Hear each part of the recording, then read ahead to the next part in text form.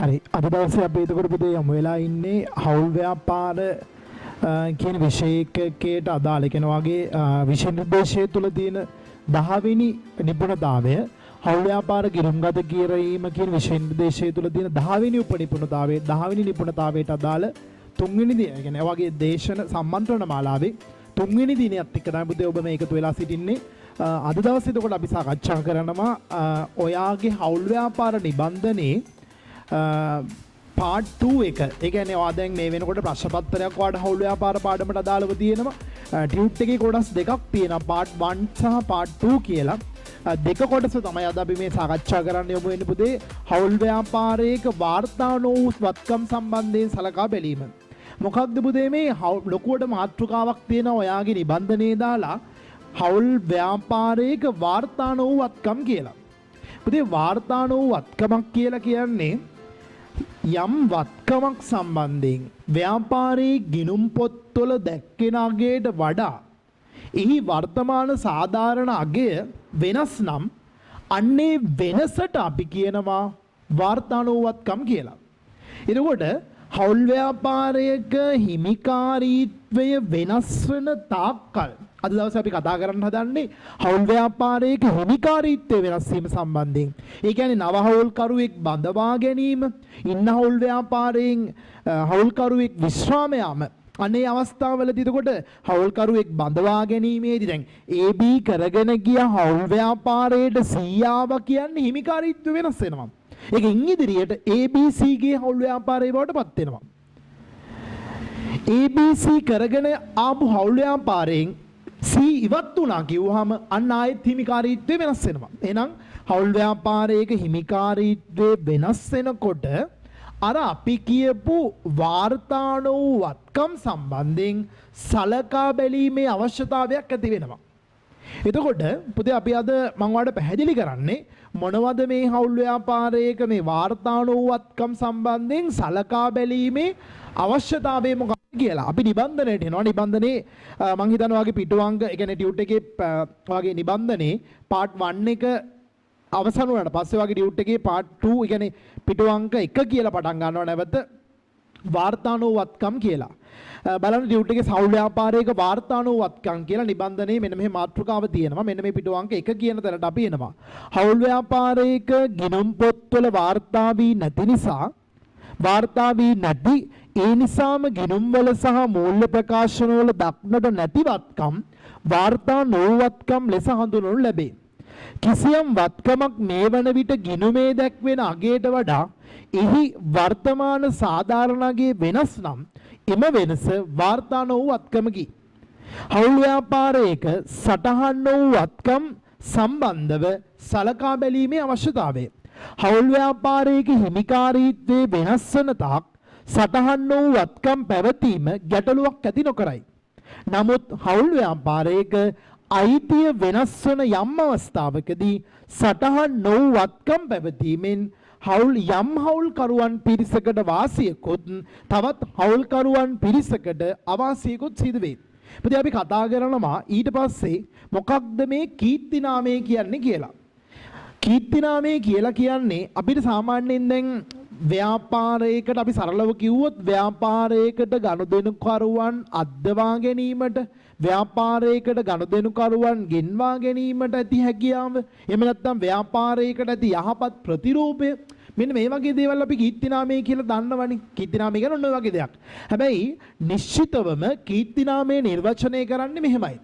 දැන් අපි හිතමු ව්‍යාපාරයක් තියෙනවා පුතේ. මෙන්න මේ කියන දේ හරියට පැහැදිලි කරගන්න. මෙන්න මෙහෙම ව්‍යාපාරයක් තියෙනවා. මේ කියන ව්‍යාපාරේ හරිද? ව්‍යාපාරේ වත්කම් තියෙනවා. ඒ කියන්නේ මේ ව්යාපාරේ ඉඩම තියෙනවා. මේ කියන ව්යාපාරේ ගොඩනැගිලි තියෙනවා. ඊට පස්සේ මේ ව්‍යාපාරයට අයිති මෝටර් රථ තියෙනවා. මේ ඉඩම් ගොඩනැගිලි මෝටර් රථ මෙන්න මේවා ඉඩම් ගොඩනැගිලි මෝටර් රථ ඊට පස්සේ මේවට දාලා මේ ව්‍යාපාරයේ තුල කාර්යාල උපකරණ තියෙනවා. ඊට පස්සේ මේ ව්‍යාපාරයට දාලා ලී බඩු ඔන්නෝ ව්‍යාපාරය තුල වත්කම් තියෙනවනේ. මේ ව්‍යාපාරේ අපි හිතමුකෝ ඉඩම රුපියල් ලක්ෂ 10ක් වටිනවා. අපි හිතමු ඉඩම රුපියල් ලක්ෂ 10ක් වටිනවා. ඉඩම රුපියල් ලක්ෂ 10යි. ගොඩනැගිල්ල වටිනවා රුපියල් ලක්ෂ 5ක්. ගොඩනැගිල්ල රුපියල් ලක්ෂ 5ක් වටිනවා. ඊට පස්සේ මේ ව්‍යාපාරයේ සමස්ත ලී බඩු ටික රුපියල් 50000ක් වටිනවා. ලී බඩු ටික 50000ක් වටිනවා. ලී බඩු ටික 50000ක් වටිනවා. ඊට පස්සේ මෝටර රථය වටිනවා කියලා හිතමු අපි රුපියල් ලක්ෂ 2ක්. හරිද? දැන් මේ ව්‍යාපාරය අපි හිතමු මේ ව්‍යාපාරය අපි නම් කරගන්නවා ABC ව්‍යාපාරය කියලා. අපි හිතමුකෝ ABC ව්‍යාපාරය. දැන් පුතේ තේරුම් ගන්න මම මේ කියන දේ. පුතේ කීර්ති නාමය කියලා කියන්නේ දැන් මෙහෙම හිතන්නකෝ. අපි හිතමු මේ ව්‍යාපාරයේ වත්කම් ටික වෙන වෙනම වික්කා කියලා හිතන්න. ව්‍යාපාරයේ වත්කම් ටික වෙන වෙනම විකුණලා ගන්න පුළුවන් වටිනාකම කීයද? ඉඩම විකුණා ඉඩමයි ගොඩනැගිල්ලයි පුළුවන්. ඉඩම ලක්ෂ 10යි ගොඩනැගිල්ල ලක්ෂ 5යි. ඉඩම් ගොඩනැගිලි ටික එතකොට ලක්ෂ 15ක් වටිනවා. ඊට පස්සේ ලක්ෂ 15යි මෙතන මෝටර රථය ලක්ෂ 2යි ලක්ෂ 17යි 17 ලක්ෂ 50000කට ව්‍යාපාරයේ වත්කම් ටික වෙන වෙනම විකුණලා අපිට ගන්න පුළුවන් නේද? ව්‍යාපාරයේ වත්කම් වෙන වෙනම උපලබ්ධියෙන් අපිට ලැබෙනවා 17 ලක්ෂ 50000ක්. මම මෙතන ලියන්නම් මේ ව්‍යාපාරයේ වත්කම් වෙන වෙනම උපලබ්ධියෙන් ලබා ගන්න පුළුවන් ව්‍යාපාරයේ වත්කම් දිනවනේ. මෙන්න මේ ව්‍යාපාරයේ වත්කම් වෙන වෙනම උපලබ්ධියෙන් වෙනම උපලබ්ධියෙන් අපිට ගන්න පුළුවන් රුපියල් කීයක් ගන්න පුළුවන්? රුපියල් තේරුම් ගන්න රුපියල් 17 ලක්ෂ 50000ක්. හරිනේ මෙතන ලක්ෂ 10ක් තියෙනවා. ලක්ෂ 15යි 17යි 17යි 50ක් අපිට ගන්න පුළුවන්. 17 ලක්ෂ 50000ක් අපිට ගන්න පුළුවන් ව්‍යාපාරයේ වත්කම් වෙන වෙනම උපලබ්ධි කරලා. 17 ලක්ෂ 50000ක් අපිට ගන්න පුළුවන් ව්‍යාපාරයේ වත්කම් ටික වෙන වෙනම උපලබ්ධි කරාම. දැන් පුතේ මෙහෙම හිතන්නකෝ අපි හිතමු මේ ව්‍යාපාරය ඔඩෙල් කියලා හිතන්න. දැන් ඔඩෙල් කියන ව්‍යාපාරය අපි හිතමුකෝ දැන් ඔඩෙල් කියන ව්යාපාරය කියලා අපි උපකල්පනය කරනවා. දැන් ඔඩෙල් එකේ ඉඩම දැන් ඔඩෙල් කියන ව්යාපාරය තමයි අපි මේ දැන් උදාහරණයකට ගත්තේ. අපි හිතමුකෝ දැන් ඔඩෙල් කියන ව්යාපාරේ ඉඩම රුපියල් ලක්ෂ 10ක් තියෙනවා. ඊට පස්සේ ගොඩනැගිලි ලක්ෂ 5යි. ලී බඩු 50000යි. ඊට පස්සේ මේකේ මෝටර රථය ලක්ෂ 2යි. හැබැයි මේ ඔඩෙල් කියන නම හින්දා මේ ව්‍යාපාරය අපි හිතමුකෝ යම් පුද්ගලෙක් රුපියල් ලක්ෂ දැන් ඇත්තටම ව්‍යාපාරයේ වත්කම් ටික වෙනම. ඒ කියන්නේ ඔඩෙල් කියන නම නැතුව මේ ව්‍යාපාරයේ වත්කම් ටික වෙන වෙනම උපලබ්ධි කරොත් එහෙම ව්‍යාපාරයේ වත්කම් ටික වෙන වෙනම අපි උපලබ්ධි කරොත් එහෙම මේ ව්‍යාපාරයේ වත්කම් ටික වෙන වෙනම උපලබ්ධි කරොත් එහෙම අපිට ගන්න පුළුවන් 17 ලක්ෂ 50000යි. හැබැයි අපි හිතමුකෝ මේ සමස්ත ව්‍යාපාරයේ පිටින්ම අපි වික්කොත් එහෙම යම් පුද්ගලයෙක් මේක රුපියල් ලක්ෂ අපි හිතමු සමස්ත ව්‍යාපාරයේ පිටින්ම අපි උපලබ්ධි කරනවා. සමස්ත ව්‍යාපාරයේ පිටින්ම හරිද උපලබ්ධි කරොත් එහෙම අපි හිතමුකෝ අපි ලක්ෂ 30ක් ගන්න පුළුවන් කියලා. ලක්ෂ 30ක් ගන්න පුළුවන් නම් එතකොට මෙතන ලක්ෂ 30ක් ගන්න පුළුවන් නම් මෙන්න මේ අතර වෙනසට තමයි අපි පුතේ කියන්නේ කීර්ති නාමය කියලා. මොකද ඒතර කීර්ති නාමය කියලා කියන්නේ ව්‍යාපාරයේ වත්කම් වෙන වෙනම උපලබ්ධි කරලා. ඒ කියන්නේ විකුණලා ගන්න පුළුවන් වටිනාකම 17යි 50යි කියලා හිතන්නකෝ. මුළු බිස්නස් එක පිටින්ම ඒ කියන්නේ මේ ඔඩෙල් කියන නමත් එක්කම අපි වික්කොත් එහෙම අපිට ලක්ෂ 30ක් ගන්න පුළුවන් නම් මෙන්න මේ අතර මේ වෙනස තමයි අර අපි ඇත්තටම මේ ව්‍යාපාරයේ 17 ලක්ෂ 50000ක වත්කම් තිබ්බට යම් පාර්ශවයක් මේක ලක්ෂ 30ක් දීලා ගන්නේ මේ ව්‍යාපාරයේ අර වැඩිපුර ගෙවීමක් කරන්නේ ව්‍යාපාරයේ කීර්ති නාමය නැත්නම් ව්යාපාරයට ගනුදෙනුකරුවන් අද්දවා ගැනීමට ඇති හැකියාව නැත්නම් ව්යාපාරයේ ප්‍රසිද්ධිය මත තමයි යම් පුද්ගලයෙක් මෙන්න මේ 17 ලක්ෂ 50000ක ව්‍යාපාරයේ තුල තියෙන වත්කම් වලට ලක්ෂ 30ක් ගෙවන්නේ. එතකොට මේ අතර වෙනසට අපි කියනවා කීර්ති නාමය කියලා. පුතේ මොකක්ද කීර්ති නාමය කියන්නේ? ව්‍යාපාරයේ වත්කම් වෙන වෙනම උපලබ්ධිය ලබාගත හැකි වටිනාකමත් එකී ව්‍යාපාරය සමස්ත ඒකකයේ පිටින්ම උපලබ්ධියෙන් ලබාගත හැකි වටිනාකමත් අතර වෙනසක් තියෙනවනේ. අන්නේ වෙනසට අපි කියනවා කීර්ති නාමය කියලා. එහෙනම් බුදු වාඩ ටියුට් එකේ සඳහන බලන්න පුළුවන් කීර්ති නාමය යනු ව්‍යාපාරයක් සමස්ත ඒකකයක් ලෙස උපලබ්ධියෙන් ලැබෙන සුද්ධ වටිනාකමෙන් එම ව්‍යාපාරයේ වත්කම් වෙන වෙනම උපලබ්ධි කිරීමෙන් ලැබෙන ශුද්ධ වටිනාකම අඩු කළ පසු ලැබෙන අගය කීර්ති නාමය නම් වේ. ව්‍යාපාරයේ සමස්ත ඒකකයේ පිටින්ම උපලබ්ධි කිරීමෙන් ලැබෙන ශුද්ධ වටිනාකමෙන් එම ව්‍යාපාරයේ වත්කම් වෙන වෙනම උපලබ්ධි කිරීමෙන් ලැබෙන ශුද්ධ වටිනාකම අඩු කළාට පස්සේ පුතේ අපිට ගන්න පුළුවන් කීර්ති නාමය. ඒතකොට දැන් අපි ඊට පස්සේ හැපැත්තේ පිටුවට එනවා. කීර්ති නාමය ගිනුම් පොත්වල වාර්තා වී නැති නිසාම එය විකුණුවහොත් මුළු අගේම ලාභයක් බවට පත් වේ. ඒ කියන්නේ දැන් පොත්වල තිබ්බේ දැන් මේ ව්‍යාපාරයේ පොත්වල සටහන් වෙලා තිබ්බේ වත්කම් ටික 17යි 50යි කියලානේ. දැන් මේක අපි එකපාරට ලක්ෂ 30කට වික්කොත් එහෙම මේ මුළු අගේම අපිට මොකක් බවට පත් වෙනවද? ව්‍යාපාරයට ලාභයක් බවට පත් වෙනවා. ඒ අනුව වාර්තා වී නැති කීර්ති නාමය කවදා හෝ විකුණුවහොත් එය ලාභයක් බවට පත් වී හවුල් ව්‍යාපාරයේ එවකට සිටි හවුල්කරුවන් අතර ඒ වන විටත් පවතින ලාභ අනුපාතයට අනුව බෙදී යනු ඇත. දැන් හිතන්නකෝ පුතේ මේ හවුල් ව්‍යාපාරයේ කරගෙන ආවේ ABC කියලා තුන් දෙනෙක් කියලා හිතන්නකෝ. ABC ලාභ බෙදා ගන්න අපි හිතමුකෝ ABC සමසමව ලාභ බෙදා ගන්නවා කියලා හිතන්න. සමසමව ලාභ බෙදා ගන්නවා කියලා හිතන්නකෝ. එතකොට දැන් මේ ව්‍යාපාරයේ මුළුවත්කම් ටික 17යි 50යි මේක ලක්ෂ 30කට විකුණ ගන්න පුළුවන්. එතකොට අපිට මෙතන කීර්ති නාමයක් එනවා කොච්චරක 17යි 50යි එතන 2යි 50 20යි 12 ලක්ෂ 50000ක එනවනේ 12යි 50ක් එනවනේ. 12 ලක්ෂ මෙතන වෙනස එනවා. එතකොට 12 මේ අතර වෙනස කීර්ති නාමය එනවා. එතකොට අපිට 12 ලක්ෂ 50000ක් මේ අතර වෙනස එනවා. මෙන්න මේ අතර වෙනසනේ එතකොට කීර්ති නාමය කියලා කියන්නේ. මෙන්න මේ අතර වෙනස එනවා 12යි 50ක් 12 ලක්ෂ 50000ක්. දැන් මෙන්න මේකනේ අපි කීර්ති නාමය කියලා කියන්නේ. මෙන්න මේ කීර්ති නාමය කියන වත්කම මේ කීර්ති නාමය කියන වත්කම කාටද අයිති? එවකට සිටි හවුල්කරුවන්ට එකී හවුල්කරුවන්ගේ ලාභ බෙදා ගන්න අනුපාතයට අනුව හිමි වෙන්න ඕනේ. කියන්නේ මේ 12 ලක්ෂ 50000 මේ තුන් දෙනා අතර සමසමව බෙදලා යන්න ඕනේ. එහෙනම් පුතේ කීර්ති නාමයේ අයිති කාටද? හවුල්කාරීන්ට. හවුල්කාරීන්ට කීර්ති නාමයේ අයිති වෙන්නේ මොනව බෙදා ගන්න අනුපාතයට අනුවද? ලාභ බෙදා ගන්න අනුපාතයට අනුව. ඒතකොට මෙතන කීර්ති නාමයේ කියන වත්කම මේ හවුල්කාරීන්ට අයිති වෙන්නේ හවුල් ව්‍යාපාරයේ ලාභ බෙදා ගන්නා අනුපාතයට අනුව. ඒතර හවුල් ව්‍යාපාරයේ දැන් මේ 12 ලක්ෂ 50000 මේ තුන් දෙනා අතර සමසමව බෙදලා යන්න ඕනේ. අපි කියනවා ABC කියලා හවුල්කාරයෝ තුන් දෙනෙක් ඉන්නේ කියලා හවුල් ව්‍යාපාරේ. එහෙනම් පුතේ ඔයා ඔළුවට ගන්නවා මොකක්ද කීර්ති නාමය කියලා කියන්නේ?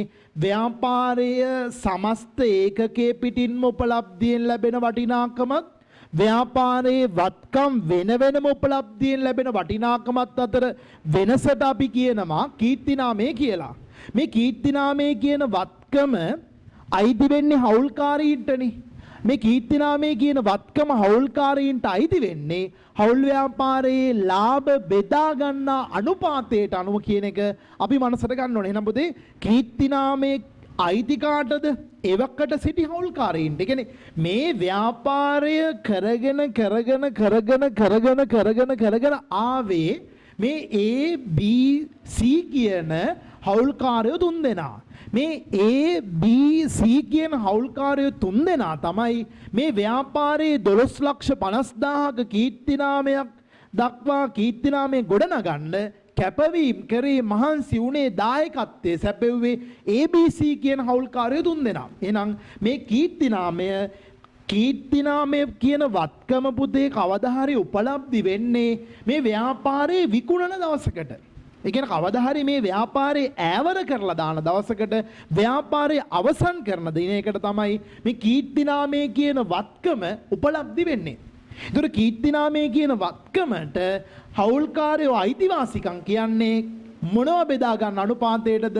මේ හවුල්කාරයෝ ලාභ බෙදා ගන්න අනුපාතයට අනුව හවුල් ව්‍යාපාරයේ කීර්ති නාමය කියන වත්කමට මේගොල්ලෝ අයිතිවාසිකම් කියනවා. එතකොට දැන් අපි හිතමුකෝ ලාභ බෙදා ගන්න අනුපාතේ 2ට 1 කියලා නැත්නම් 3ට 2ට 1 කියලා. දැන් 2ට අපි හිතමු මෙතන ලාභ බෙදා ගන්න අනුපාතේ 2ට 1ට 1 කියලා හිතන්නකෝ. එතකොට දැන් මෙතන ලාභ බෙදා ගන්න අනුපාතي 2ට 1ට 1 නම් එතකොට මෙතන එක හවුල්කරුවෙකුට කොච්චර කීර්ති නාම කොටසක් හම්බෙනවද කියලා බලන්න තුන.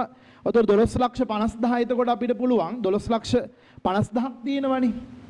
මෙතන 12යි 50 අපිට එතකොට 12 ලක්ෂ 50000 අපි බෙදනවා එතකොට 12,50,000 අපිට බෙදන්න පුළුවන් මෙතන 2යි 1යි 4යිනේ 12,50,000 එතකොට දෙකට බෙදුවට පස්සේ 6,25,000යි එතකොට 6,25,000යි 3,12,500යි එතකොට මෙතන අපිට කීර්ති නාම කොටසම ඔයාලට ගණනය කරලා කියන්න මෙතන එතකොට 12,50,000 12,50,000ක් තියෙනවානේ 12,50,000 අපි බෙදනවා 4ට 12,50,000 4ට බෙදුවට පස්සේ එක් හවුල්කරුවෙක්ට 3,12,000 ඒ කියන්නේ 3,12,500යි මෙතන මෙයාට එනවා 3,12,500ක කීර්තිනාම කොටසක් මෙයාටත් එනවා 3,12,500ක කීර්තිනාම කොටසක් මෙයාට හිමි වෙනවා 6,25,000ක කීර්තිනාම කොටසක්. එහෙනම් පුතේ කීර්තිනාමය කියන වත්කම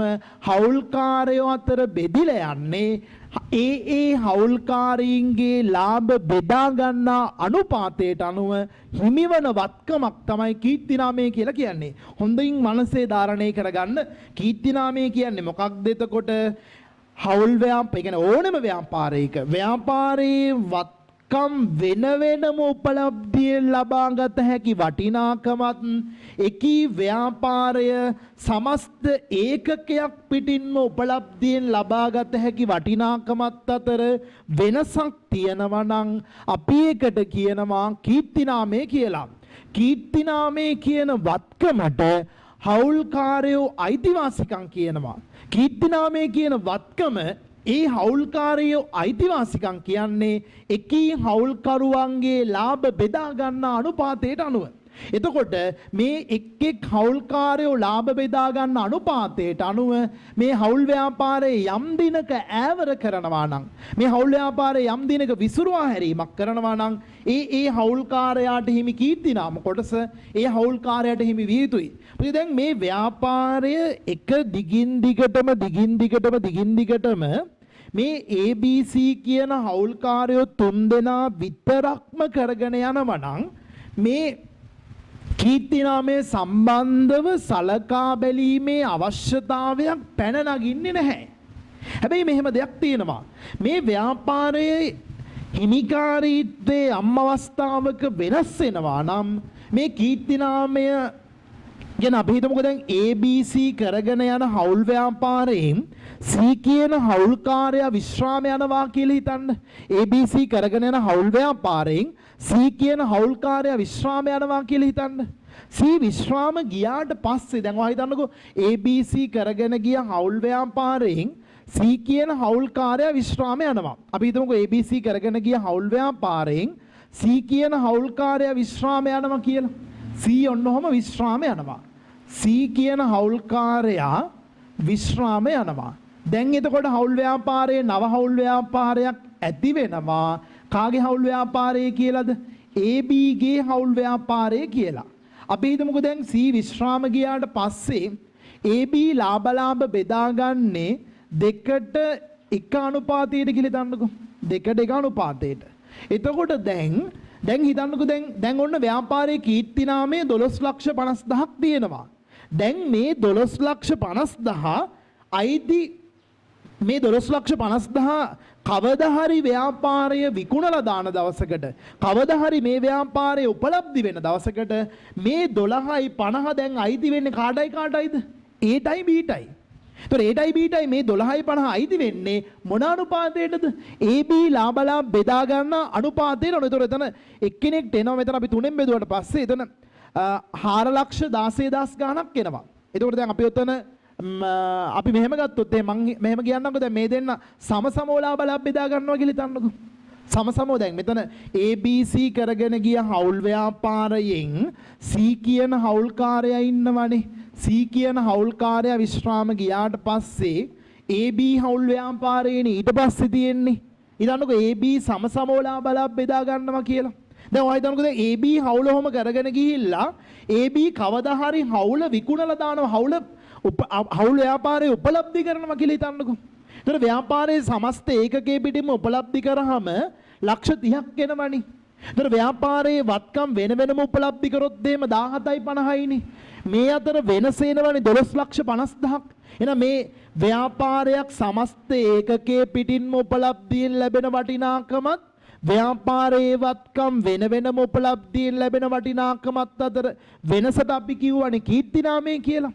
දැන් මේ ව්‍යාපාරයේ සී විශ්‍රාම ගියාට පස්සේ නව හවුල් ව්‍යාපාරය. දැන් මේ තියෙන එතකොට නව හවුල් ව්‍යාපාරය. නව හවුල් ව්‍යාපාරයේ AB විතරයි ඉන්නේ. අපි හිතමු AB ලාභ බෙදාගන්නේ සමසමව කියලා. එතකොට මේ 12,50,000න් 6,25,000ක් ඒට අයිති වෙනවා. ඒට අයිති වෙනවා 6 ලක්ෂ. කියන්නේ මේ ව්‍යාපාරික කවදාද උපලබ්ධි කරන දවසකට මේ කීර්ති නාමයෙන් 6 ලක්ෂ කියන්නේ මේකෙන් දෙකෙන් එකක්. මේ කීර්ති නාමයෙන් එතකොට දෙකෙන් එකක් ඒට හම්බ වෙනවා. මේකෙන් දෙකෙන් එකක් කියන්නේ එතකොට රුපියල් 6,25,000ක් ඒට යනවා. මේකෙන් දෙකෙන් එකක් මෙන්න මෙයාට බීට යනවා 6,25,000ක්. දැන් පුතේ මේ බලන්නකො මාර ප්‍රශ්නයක් නේ දැන්. මේ හවුල් ව්‍යාපාරයේ කරගෙන ආවේ ABC කියන හවුල්කාරයෝ තුන් දෙනානේ. C විශ්‍රාම යනකොට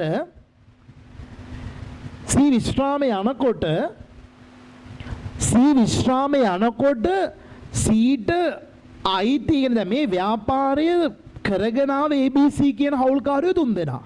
මේ ව්‍යාපාරයේ 12,50,000ක කීර්ති නාමයක් ගොඩනගන්න දායකත්වයේ සැපෙව්වේ මහන්සි උනේ කැපකිරීම කරේ ABC කියන හවුල්කාරයෝ තුන් දෙනාම තමයි. එතකොට කීර්ති දැන් ඔය හිතන්නකෝ දැන් C විශ්‍රාම යනකොට දැන් මේ බලන්නකෝ දැන් අපි ABC තුන් දෙනා බලවුවාට පස්සේ දැන් ඔයාලට මෙතන තේරෙන්න ඕනේ මෙන්න මේ හොඳට අවබෝධ කරගන්න පුතේ මම මේ කියන කාරණේ. දැන් ඔයා හිතන්නකෝ ඒට කොච්චර අර 12,50,000ක මුළු කීර්ති නාමයෙන් ඒට කොච්චරක් අයිතිද මෙයාගේ කීර්ති නාම කොටස කියලා අපි මේකට කියනවා. මෙයාගේ කීර්ති නාම කොටස කීයද? 6,25,000යි.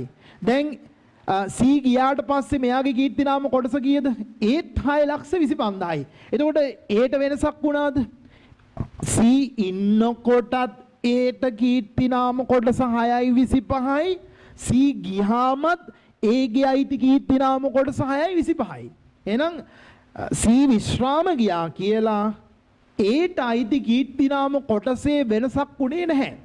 ඊට පස්සේ Bට C විශ්‍රාම යන්න කලින් ඒ කියන්නේ දැන් පැරණි හවුල් ව්‍යාපාරය C විශ්‍රාම යන්න කලින් Bට අයිති කොච්චර කීර්ති නාම කොටසක්ද? Bට අයිති 3,12,500ක කීර්ති නාම කොටසක්.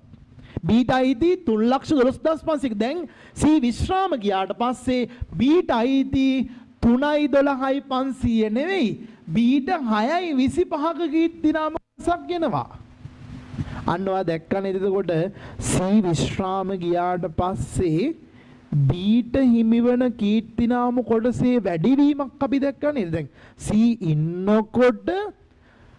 ඉන්නකොට Bගේ කීර්ති නාම කොටස 3,12,500යි. C ගියාට පස්සේ Bගේ කීර්ති නාම කොටස 6,25,000යි. ඔයා එතකොට යමක් දැක්කපොද මොකක්ද? Cගේ කීර්ති නාම කොටස කාට එක්කහුව වෙලා තියෙනවද? Bට එක්කහුව වෙලා තියෙනවා. අන්න එහෙනම් පුතේ මෙතන C විශ්‍රාම යනකොට Cට අසාධාරණයක් වුණානේ. Cගේ කීර්ති නාම කොටස කාට දීලා යන්න උනාද? Cගේ කීර්ති නාම කොටස Bට හිමි වුණා. එහෙනම් C විශ්‍රාම යනකොට B විසින් C වෙත අර එයාට වැඩිපුර හම්බුණු කීර්ති නාම කොටස වෙනුවෙන් යම් ගෙවීමක් කරන්න ඕනේ. අන්න ඒ වෙනුවෙන් අපි හවුල්කාරයෙක් විශ්‍රාම යනකොට එහෙම නැත්නම් නව හවුල්කරුවෙක් බඳවා ගද්දිත් ඔතෝය කතන්දරේම තියෙනවා කීර්ති නාම ගැලපීම කියලා එකක් කරනවා. පුතේ මම ඔයාලට පැහැදිලි කරන්නම් කීර්ති නාම ගැලපීම කරද්දී එහෙනම් ඕන් දැන් ඔයා ඔළුවේ තියෙනවා දැන් මම කරන්න හදන්නේ මෙතනදී දැන් කාටද අසාධාරණේ උනේ? C විශ්‍රාම යනකොට Cට අයිති වෙලා තිබ්බ කීර්ති නාම කොටස කාට දීලා යන්න උනාද? Bට දීලා යන්න උනා. එහෙනම් ඒ වෙනුවෙන් දැන් C යනකොට B ගෙන් මොනවද ඉල්ලා යන්න ඕනද? ඊට අදාළ අය කිරීමක් එහෙම නැත්නම් ඊට අදාළ යම් මුදල් ප්‍රමාණයක් B කියන හවුල්කාරයා විසින් C කියන හවුල්කාරයාට ගෙවීමට අදාළ යම් ගැළපීමක් කරන්න ඕනේ. ඔන්න ඕකට අපි කියන පුතේ කීර්ති නාම ගැළපීම කියලා. මං ඔන්න ඔය කීර්ති නාම ගැළපීම දැන් ඔයාලට තේරෙනවද ඇයි අපි කීර්ති නාම ගැළපීමක් කරන්න ඕනේ? හවුල් ව්‍යාපාරයක හිමිකාරීත්වය වෙනස් වෙනකොට යම් හවුල්කරුවන් පිරිසකට වාසියකුත් තවත් හවුල්කාරයෝ පිරිසකට අවාසියකුත් සිද්ධ වෙන්න පුළුවන්. මෙන්න මේ වාසිදායක අවාසිදායක తත්වය සාධාරණීකරණය කරන්න හවුල් ව්‍යාපාරයක හිමිකාරීත්වයේ වෙනස් වන යම් අවස්ථාවකද අන්නේ අවස්ථාව තුල අපි කීර්ති නාමය වෙනුවෙන් වෙනමම ගැලපීමක් හවුල්කාරීන්ගේ ස්ථාවර හිමිකම් ගිණුම වෙච්ච ස්ථාවර හිමිකම් ගිණුම වෙච්ච ප්‍රාග්ධන ගිණුම තුල අපි ගැලපීමක් කරනවා. ඒකට අපි කියනවා කීර්ති නාම ගැලපීම කියලා. දැන් පුතේ ඔයාට දැන් මෙතනදී කරන්න ඕනේ දේ මොකක්ද?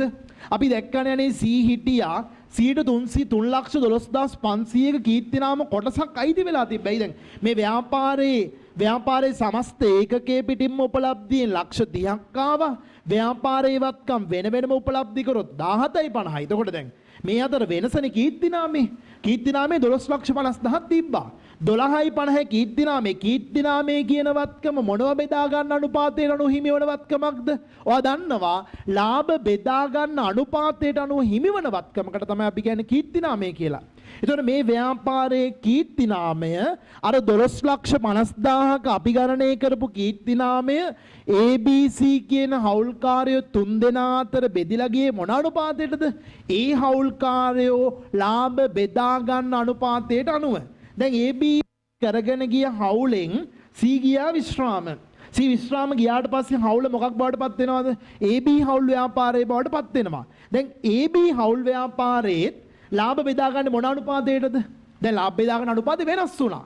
කලින් තිබ්බේ 2:1 අනුපාතේ දැන් AB තීරණය කරනවා ලාභ සම බෙදා ගන්නවා කියලා. දැන් AB අපි හිතමුකෝ දැන් මෙහෙම පුතේ චූටි දෙයක් මතක් කරමු. දැන් AB නව හවුල් ව්‍යාපාරයේ ලාභ බෙදා ගන්න අනුපාතය ගැන ගානක සඳහනක් දීලා නැත්තම් අපි මොකද කරන්න ඕනේ?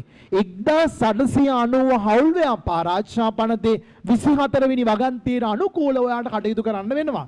ඉතින් 24ට අනුව කටයුතු කරත් එතකොට 24 කියන්නේ ලාභ බෙදා ගන්න අනුපාතය පිළිබඳව හවුල් කිවිසුම තුල සඳහනක් දීලා නැත්තම් අපි මොකද කරන්න ඕනේ?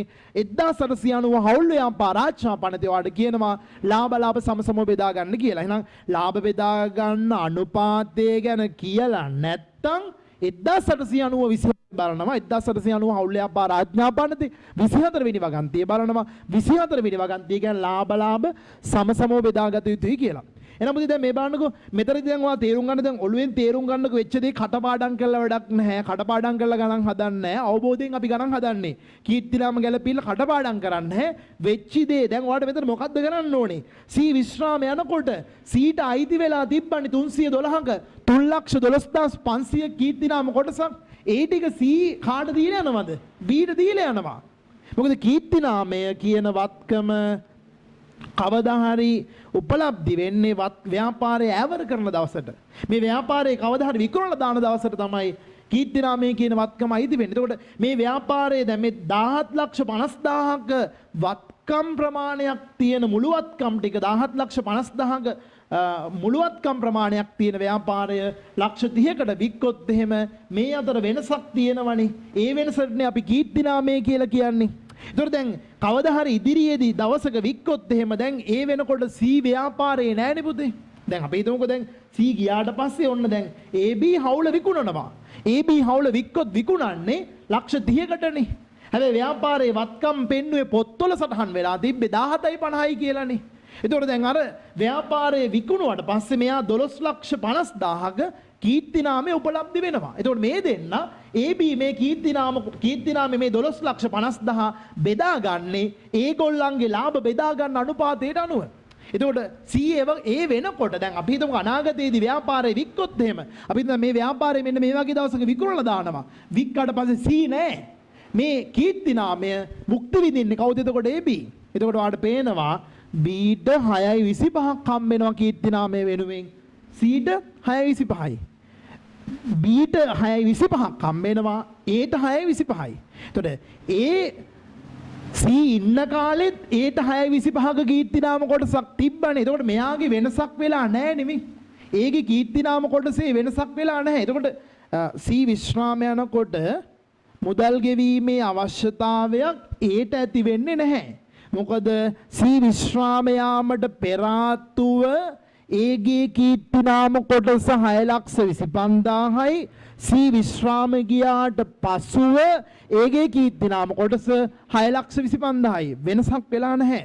හැබැයි C විශ්‍රාම ගියයින් පස්සේ B ගේ කීර්තිනාම කොටස B ගේ කීර්ති නාම කොටස දැන් C විශ්‍රාමයන්ට කලින් B ගේ තිබ්බේ 312500යි. C විශ්‍රාම ගියාට පස්සේ මෙයාගේ 625ක් වෙලා තියෙනවා. එතකොට අර C ට අයිති වෙලා තිබ්බ 312500 දැන් B ට ඇවිල්ලා නේද? එහෙනම් පුතේ කියන්න ඕනේ C විශ්‍රාමයේ යනකොට අපි B ට කියනවා B ඔයා 312500ක් C ට දෙන්න.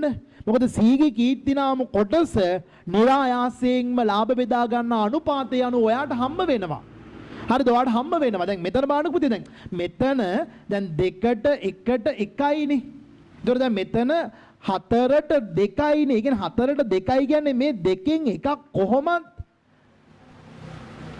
ඒ භුක්ති විඳන්නේ. ඒතකොට දැන් C විශ්‍රාම ගියාට පස්සෙත් ඒ භුක්ති විඳින්නේ දෙකෙන් එකමයි. ඒතකොට එයාගේ ලාභ අනුපාතයේ වෙනසක් වෙලා නැහැ. ඒතකොට එයාට කීර්ති නාමයේ හිමි වෙන්නේ ලාභ බෙදා ගන්න අනුපාතයට අනුවනේ. අයහන්න දැන් මට කියන්නකෝ මෙතන 2ට 1ට 1 කියන්නේ 4න් කී පංගුවක්ද ඒ භුක්ති විඳින්නේ? ඒ භුක්ති විඳින්නේ 4න් 2ක්. ඒ කියන්නේ දෙකෙන් නම් එකක්නේ. දෙකෙන් එකක් නේ. එතකොට ඒගේ ලාභ කොටස දැන් මෙතනත් ඒගේ ලාභ කොටස කොච්චරද? ඒගේ ලාභ කොටස දෙකෙන් එකයි. එතකොට ඒගේ ලාභ බෙදා ගන්න අනුපාතය මේ උදාහරණේ මම කියන්නේ වෙනස් වෙන්න පුළුවන්. C විශ්‍රාම ගියාට පස්සේ වෙනස් වෙලා නැහැ. එතකොට වෙනස් වෙලා නැහැ කියන්නේ හවුල් ව්‍යාපාරයේ C හවුල් ව්‍යාපාරයේ තුල ඉන්නකොට ඒට අයිති වෙලා තිබ්බ කීර්ති නාම කොටසම තමයි C විශ්‍රාම ගියාට පස්සෙත් ඒට අයිති වෙන්නේ. එතකොට ඒගේ කීර්ති නාම කොටස වෙනසක් උනේ නැහැ. එතකොට ඒ විසින් C ට ගෙවීමක් කරන්න ඕනේ නැහැ. හැබැයි B C ඉන්නකොට B ට අයිති වෙලා තිබ්බේ 3.12යි. දැන් C ගියාට පස්සේ B ට අයිති වෙනවා 6.25. කියන මොකද කරන්න ඕනේ? C යනකොට දැන් C හවුල් ව්‍යාපාරයෙන් කොහොම විශ්‍රාමේ යනකොට C හවුල් ව්‍යාපාරයෙන් මෙන්න මේ විදිහට විශ්‍රාමේ යනකොට B මොකද කරන්න ඕනේ? B රුපියල් 3,12,500ක් C ට ගෙවන්න ඕනේ. ඔන්න ඕක ප්‍රාග්ධන ගිණුම ඇතුලේ අපි ගලපලා පෙන්නන්න මෙන්න මේ විදිහට. මේ බලන්න පුතේ ප්‍රාග්ධන ගිණුම ඇතුලේ ගලපලා පෙන්නන විදිහ ප්‍රාග්ධන ගිණුමක් ගන්න ඔයා ABC කියලා ප්‍රාග්ධන ගිණුමක් ගන්න මම ගලපලා පෙන්නන්න.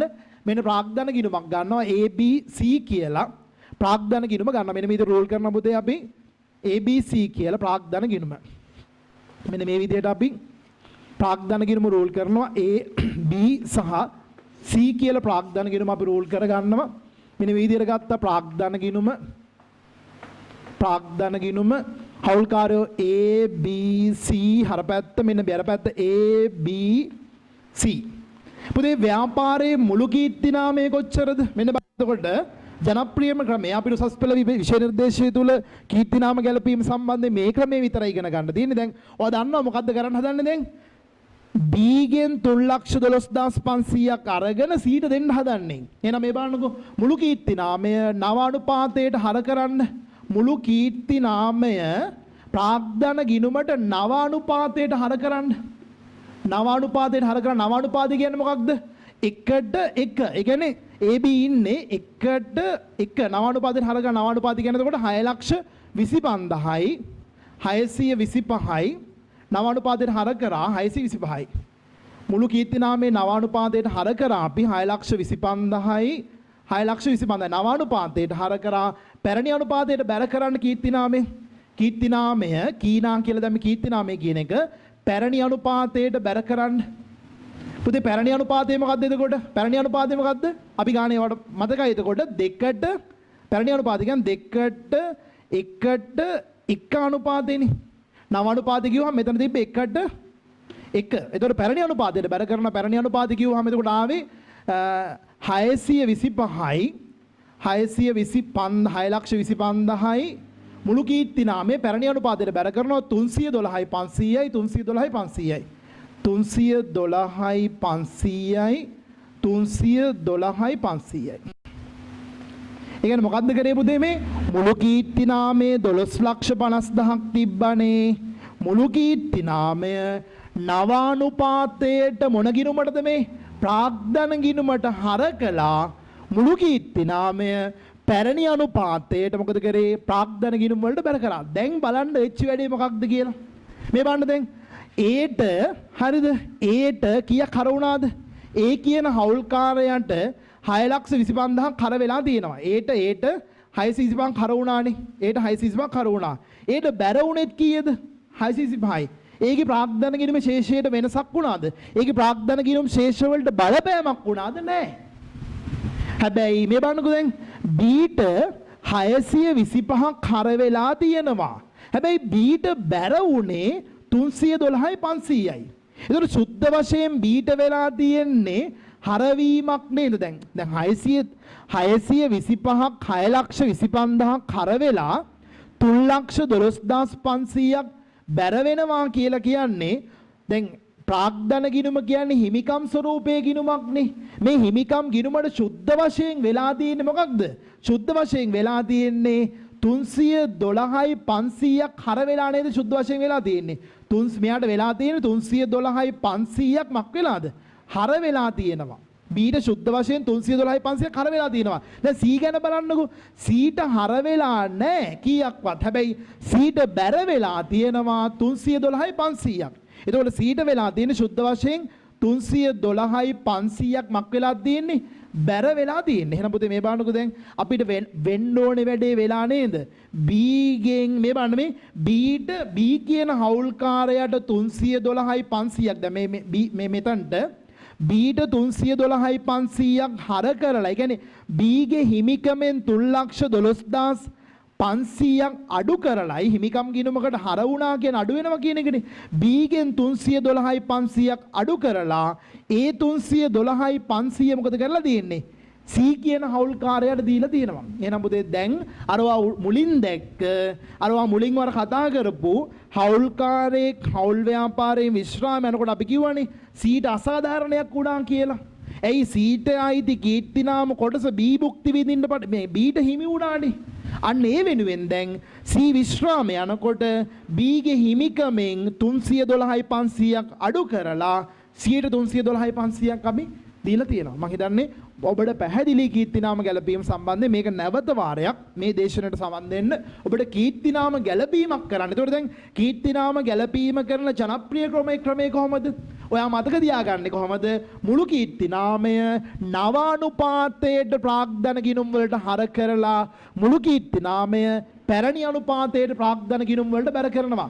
මේ කතන්දරේ විතරක් මතක තියාගත්තාම දැන් මුළු කීර්තිනාමයේ නවානුපාතයට හර ප්‍රාග්ධන ගිණුම් වලට මුළු කීර්තිනාමයේ පැරණි අනුපාතයට ප්‍රාග්ධන ගිණුම් වලට බැර කරන අපේ ටියුට් එකේ එතකොට සටහනක් තියෙනවා. ඔන්න ඔය විදිහට අපි හරි දැන් බලනවා. එතකොට කීර්තිනාමයේ අවසාන වශයෙන් අපි දැන් පැහැදිලි කරා මොකක්ද කීර්තිනාමය කියලා කියන්නේ පුතේ. එතකොට අවසාන වශයෙන් වගේ ටියුට් එකේ පිටුවංග එකේ සටහන අපි බලමු.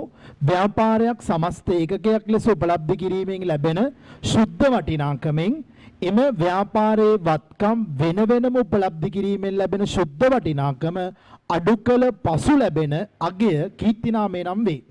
ව්‍යාපාරයේ කියන්නේ සමස්ත ඒකකයේ පිටින් උපලබ්ධයෙන් ලැබෙන ශුද්ධ වටිනාකමෙන් ව්‍යාපාරයේ වත්කම් වෙන වෙනම උපලබ්ධයෙන් ලැබෙන ශුද්ධ වටිනාකම අඩු කළයින් පස්සේ ඔයාලට ලැබෙන වටිනාකමක් අන්න ඒකට අපි කියනවා කීර්තිනාමය කියලා. ටියුට් එකේ දෙවෙනි පිටුවට අපි එනවා වාර්තානුව වත්කම් දෙක කොටසේ කීර්තිනාමයේ ගිණුම් පොත්වල වාර්තා වී නැති නිසාම එය විකුණුවහොත් මුළු අගේම ලාභයක් බවට පත්වේ. ඒ අනුව වාර්තා වී නැති කීර්තිනාමය කවදා හෝ විකුණුවහොත් එය ලාභයක් බවට පත්වී හවුල් ව්‍යාපාරයේ එවකට සිටි හවුල්කරුවන් අතර ඒ වන විට පවතින ලාභ අනුපාතයට අනුව බෙදී යනු ඇත. ඒ අනුව වාර්තාන වූ කීර්තිනාමය අන්න පුතේ හයිලයිට් කරන්න. ඒ අනුව ඔයා ඉන්නේ එතකොට හවුල් ව්‍යාපාරයක වාර්තාන වූ වත්කම් කියන නිබන්ධනයේ දෙවනි පිටුවේ අපි හයිලයිට් කරනවා. එතකොට වාර්තාන වූ කීර්තිනාමය ලාභ අනුපාතයට අනුව හිමිවන වත්කමක් ලෙස සැලකිය යුතුය. අපි මේ නිබන්ධනයේ නිදසුනක් දාලා තියෙනවා. අමල් හා කමල් 3:2 අනුපාතයේ ලාභ බෙදා ගැනීම සඳහා 2010 4 දින හවුල් ව්‍යාපාරයක් ආරම්භ කළේ යයි සිතන්න. වසර 4කට පසුව එනම් 2014 4 දින එම ව්‍යාපාරයේ වාර්තාන වූ කීර්තිනාමය ලක්ෂ 2ක් නම් කීර්තිනාමය අමල්ට හා කමල්ට ඒ ලක්ෂ 2 3:2 අනුපාතයට බෙදලා යනවා කියලා කියනවා. කියන පුතේ දැන් අමල් කමල් 3:2 අනුපාතයේ ලාභ බෙදා ගැනීම සඳහා 2010 4 දින හවුල් ව්‍යාපාරයක් ආරම්භ කළා කියලා හිතන්නකෝ. වසර 4කට පසුව එනම් 2014 දින එම ව්‍යාපාරේ වාර්තාන වූ කීර්ති නාමය ලක්ෂ 2යි කියලා හිතන්නකෝ. එම කීර්ති නාමය අමල්ට කමල්ට කියන්නේ දැන් ලක්ෂ 2යි නම් කීර්ති නාමය දැන් හිතන්නකෝ ව්‍යාපාරයක කීර්ති නාමය රුපියල් ලක්ෂ 2යි නම් මේ හවුල් ව්‍යාපාරයේ ඉන්නේ අමල් කමල් කියලා දෙන්න නම් අමලුයි කමලුයි නම් අමල් කමල්ගේ ලාභ බෙදා ගන්න අනුපාතය 3-2 නම් මේ හවුල් ව්‍යාපාරේ අමල්ට මේ ලක්ෂ 2කින් 5න් 3 පංගුවක් 5න් 3ක් අමල්ට හම්බ වෙනවා. මේ ලක්ෂ 2ක මුළු කීර්ති නාමයෙන් 5න් 2ක් කමල්ට හිමි වෙනවා. ඒතකොට මෙතන 5ක් කියන්නේ එතකොට 40යි 40000 3ක් කියන්නේ එතකොට මෙතන 1,20,000ක් සහ 80,000ක. ඒ කියන්නේ අමල්ට 1,20,000ක කීර්ති නාම කොටසකුත් කමල්ට රුපියල් 80,000ක කීර්ති නාම කොටසකුත් හිමි වෙනවා. ඒ කියන්නේ මෙතනදී මම ඔබට තේරුම් කරන්න උත්සාහ කරන්නේ අවබෝධ කරන්න උත්සාහ කරන්නේ රුපියල් ලක්ෂ 2ක කීර්ති නාමයක් තියෙනවනේ. මේ රුපියල් ලක්ෂ 2කේ කීර්ති නාමය අමල් හා කමල් අතර 3ට 5ට 3 සහ 5ට 2 කියන අනුපාතයට. ඒ කියන්නේ මේ ලක්ෂ 2කේ කීර්ති නාමයෙන් අමල්ට 1,20,000කුත් කමල්ට රුපියල් 80,000කුත් අයිති වෙනවා. ඔන්නක තමයි උදාහරණයෙන් පැහැදිලි කරන්නේ. ඊට පස්සේ ටියුට් එකේ එතන උදාහරණ ඉදසුරෙන් පස්සේ සටහන බලනවා. ලාභ බෙදා ගන්නා අනුපාතයේ වෙනස් වීමකදී එදිනට මෙම වාර්තානෝ කීර්ති නාමය සම්බන්ධයෙන් ගැළපීමක් කළ යුතුය. එසේ අවශ්‍ය වන්නේ කීර්ති නාමයේ ජනිත වූයේ පැරණි අනුපාතයේ ලාභ බෙදා ගන්නා කාලයේදීය. එම නිසා එය හිමි විය යුත්තේ පැරණි අනුපාතයටය. එහෙත් කීර්ති නාමයේ සටහන් නොකර ලාභ බෙදා ගන්නා අනුපාතය වෙනස් කළහොත් එම කීර්ති නාමය අනාගතයේදී හවුල්කරුවන් අතර බෙදී යනු ඇත්තේ එම ලාභ අනුපාතයට අනුවය. ඒ තුලින් ඇතැම් හවුල්කරුවන්ට වාසියකුත් ඇතැම් හවුල්කරුවන්ට අවාසියක්ද සිදුවේ. මෙම වාසිදායක සහ අවාසිදායක තත්ත්වයන් මගහැරීම සඳහා ලාභ අනුපාතයේ වෙනස් වන ඕනෑම අවස්ථාවක කීර්ති නාමයේ සම්බන්ධයෙන් ගැළපීමක් කළ යුතුය.